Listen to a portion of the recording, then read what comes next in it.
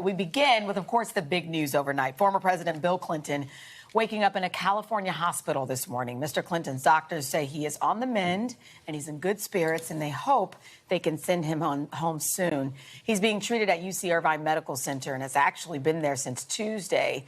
Now, specific details of his condition have not been released. A source tells NBC News his original diagnosis was a urinary infection that morphed into something broader, so it's not related to COVID in any way. And overnight, Hillary Rodham Clinton was seen visiting her husband. So to get some insight on President Clinton's condition and treatment, let's bring in NBC News medical contributor Dr. Natalie Azar. Good morning to you. Good morning, guys. So that's interesting that he went in for one thing. We hear about that sometimes, and then they see an infection. What could that mean for the former president?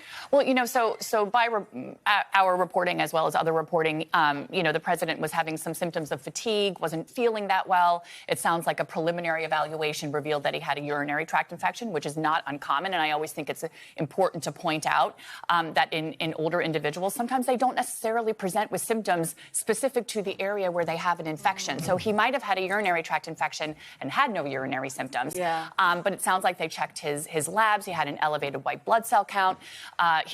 Appropriate treatment seems to have been instituted immediately, IV antibiotics. It also sounds by the reporting that the infection in the urine actually went into the bloodstream. That's called bacteremia, and that's serious because that is something that if not treated appropriately and aggressively in the beginning can lead to more severe disease and outcomes. So he's reportedly in the ICU. Does that mean or indicate the seriousness of that, or could there be other reasons that he's in the ICU? Right. So for the average American, if you're admitted to the ICU, it usually means that your condition has potentially become important, severe, or maybe critical enough that you require ICU level care and monitoring. And what that means is that you're basically getting around the clock vital signs, particularly blood pressure, respiratory rate, heart rate. All of those things can be monitored much more closely in an ICU than they can on a regular floor.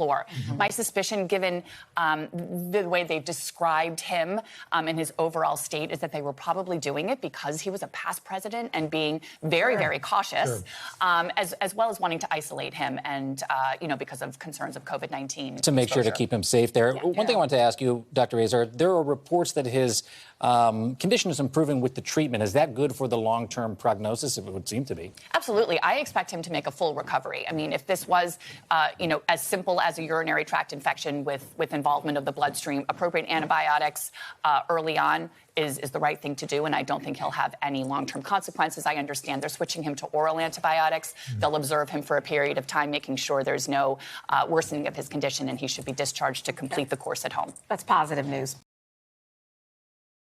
Hey, thanks for watching our YouTube channel. Find your favorite recipes, celebrity interviews, uplifting stories, shop our favorite deals, and so much more with the Today app. Download it now.